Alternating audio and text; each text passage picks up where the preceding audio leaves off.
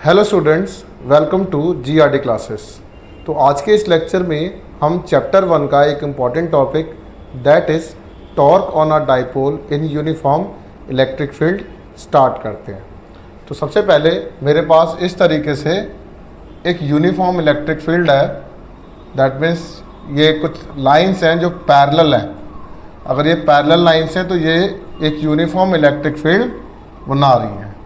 तो this is E with the electric field. अब इस इलेक्ट्रिक फील्ड में एक डाइपोल है जो बच्चों इस तरीके से प्लेस्ड है। अब यहाँ पर जो चार्ज है वो नेगेटिव है, यहाँ पर जो चार्ज है बच्चों पॉजिटिव है। क्यों है? क्योंकि dipole consist of negative and positive charge, है ना। अब नेगेटिव से पॉजिटिव की तरफ जो है ये इस तरीके की डाइपोल की डायरेक्शन होती है। अब मैंने क्या करा, इस पॉइंट को ए कंसीडर किया है, ठीक है, और इस पॉइंट को बी कंसीडर किया है, और इस तरीके से डाइपोल का मैंने इस तरीके से कंस्ट्रक्शन करते हुए राइट एंगल ट्रायंगल बना लिया है। तो this point is C and the dipole makes angle theta with the electric field lines that is theta. तो कहता है कि let us consider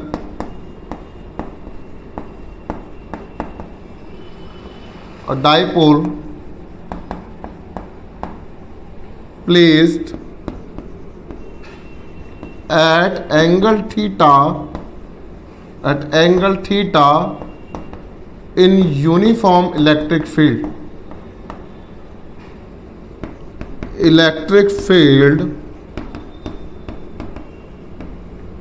E।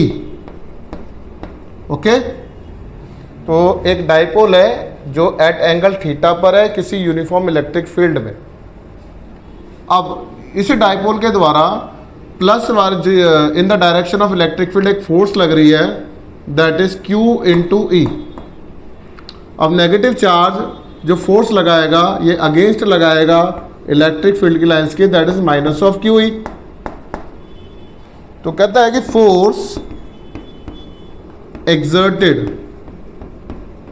by positive charge, we can write plus QE, and force exerted by negative charge इस uniform electric field में minus QE हो जाएगा। तो total net force जो होगी बच्चों, नेट फोर्स जो होगी वो F है, that is plus QE minus QE which is equal to 0। तो ये जो फोर्स आई है हमारे पास यहाँ पर 0 आई है।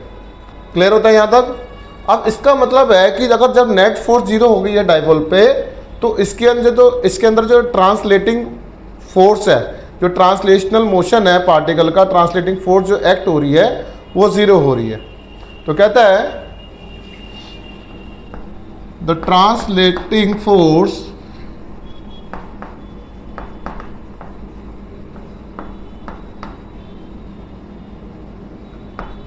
ऑन द डाइपोल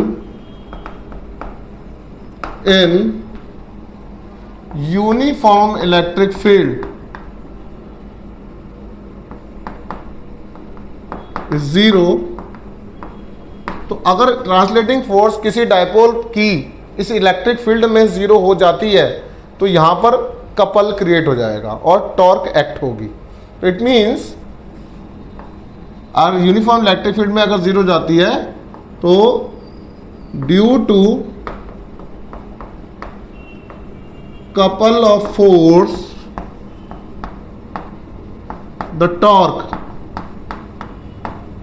टाउ कितना हो जाएगा, force into perpendicular distance, force into perpendicular distance. और जो परपेंडिकुलर डिस्टेंस है वो बच्चों BC है हमारे पास।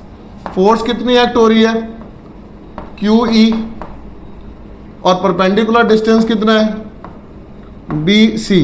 तो ये मेरे पास इक्वेशन हो जाएगी, इक्वेशन नंबर 1।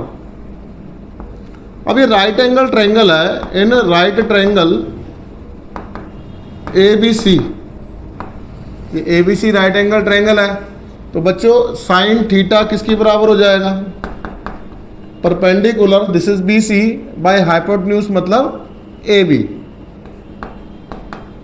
अब बी सी की लेंथ आपको चाहिए तो ये इसकी लेंथ 2l है, तो बच्चों बी सी की जो वैल्यू आई है वो 2l साइन थीटा आएगी, जिसको हम यहाँ इक्वेट कर देंगे। ठीक है, तो अगर बी सी की वैल्यू यहाँ इक्वेट कर दोगे तो बच्चों टॉर्क जो हो जाएगा Q E into 2l sign theta हो जाएगा। सही है। अब Q इंटू 2l आप सभी बच्चों को पता है वो डाइपोल मोमेंट होता है, तो we can write Q into 2l that is P E sine theta हो जाएगा। ये हमारे पास टॉर्क का रिलेशन आ जाएगा। अब ये कह रहा है यहां पर फॉर मैक्सिमम टॉर्क, बच्चों साइन थीटा की जो वैल्यू है वो साइन 90 होनी चाहिए विच इज इक्वल टू 1, तो साइन 90 मैक्सिमम हो जाएगी, तो मैक्सिमम टॉर्क जो हो जाएगी वो पी ई आ जाएगी। अब मिनिमम टॉर्क के लिए बच्चों वी कैन राइट थीटा की वैल्यू 0 और 180 डिग्री, क्योंकि साइन दोनों पे 0 होता है, और यहाँ पे जो टॉर्क होगी आपकी बच्चों मिनिमम हो जाएगी, that is torque minimum which is equal to 0। Clear. तो ये हो गया मैक्सिमम टॉर्क, ये हो गया आपकी मिनिमम टॉर्क हो गई है। अब इसकी वेक्टर फॉर्म लिखना चाहते हो तो वेक्टर्स में हम किस तरीके से भी लिख सकते हैं। टॉर्क जो होता है बच्चों वो P क्रॉस E होता है, जैसे आपको पता है ना कि A cross B A B sine theta होता है, तो we can write torque that is P cross E which is P E sine theta. अब जो डायरेक्शन ऑफ टॉर्क है बच्चों, इससे हम डायरेक्शन ऑफ टॉर्क भी निकालते हैं। जो टॉर्क की डायरेक्शन होती है वो परपेंडिकुलर होगी P और E के, क्योंकि आपने पहले पढ़ रखा है वेक्टर्स में, अगर ये कोई एक वेक्टर है, लेट अस सपोज ये A वेक्टर है, ये B वेक्टर है, तो इनका रिजल्टेंट इस तरीके से होता है। ठीक है ना, और एक बार ऊपर आता है एंटी कॉम्यूटेटिव होता है ना, तो ठीक इसी तरीके से। तो लेट अस सपोज P की डायरेक्शन ये रही, ऊपर की तरफ इलेक्ट्रिक फील्ड बच्चों आपका इस तरीके से जा रहा है, तो डायरेक्शन जो होगी इन दोनों के परपेंडिकुलर होगी। तो परपेंडिकुलर मतलब इस तरीके से टॉर्क इन दोनों के परपेंडिकुलर लगेगा P और E के। तो राइट हैंड स्क्रू रूल के अकॉर्डिंग हम इस तरीके से डाउनवर्ड्स की डायरेक्शन में दिखा सकते हैं। तो डाउनवर्ड्स मतलब परपेंडिकुलर नजर आएगा मुझे प्लेन के अकॉर्डिंग, तो right hand screw rule by right hand screw rule.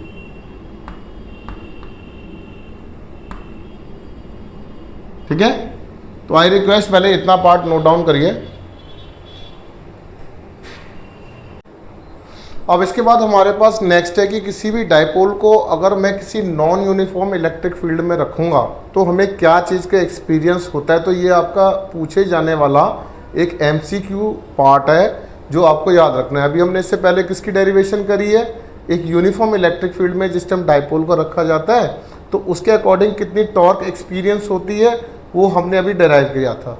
अब हम क्या करेंगे, डाइपोल को किसी नॉन यूनिफॉर्म इलेक्ट्रिक फील्ड में रखा जाएगा तो किस तरीके का बिहेवियर होता है। तो याद रखिएगा कि किसी भी डाइपोल को in non uniform electric field जिसमें -Q और +Q चार्ज जो है वो डाइपोल के चार्ज हैं, ठीक है, जो एक्सपीरियंस करते हैं तो डिफरेंट फोर्स एक्सपीरियंस करते हैं। आई रिक्वेस्ट नोट डाउन करिए कि कितनी कैसी फोर्स एक्सपीरियंस करते हैं, डिफरेंट फोर्स एक्सपीरियंस करते हैं, नॉट इक्वल एंड अपोजिट। तो मतलब इक्वल एंड अपोजिट नहीं होती, जैसे +QE -QE बराबर बराबर होते थे तो दैट इज मैग्नीट्यूड के टर्म्स में, इस बार डिफरेंट हो जाएंगे।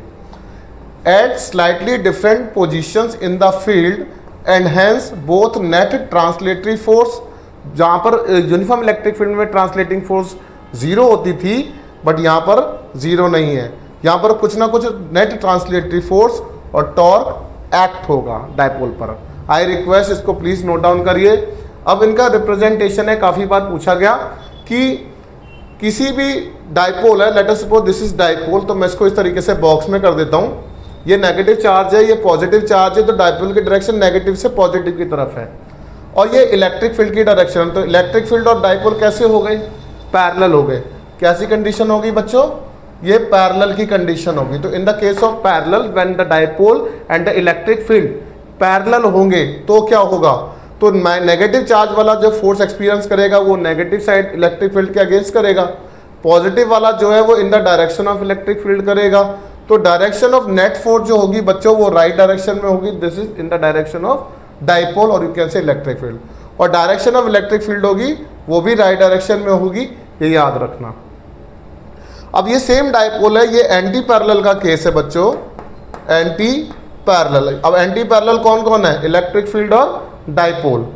डायपोल की डायरेक्शन यहाँ है, देखो ये नेगेटिव चार्ज है, नेगेटिव से पॉजिटिव होता है, और इलेक्ट्रिक फील्ड की डायरेक्शन इस डायरेक्शन में। तो इसका मतलब है दोनों कैसे हो गए, एंटी पैरेलल हो गए, 180 डिग्री का एंगल हो गया, है ना।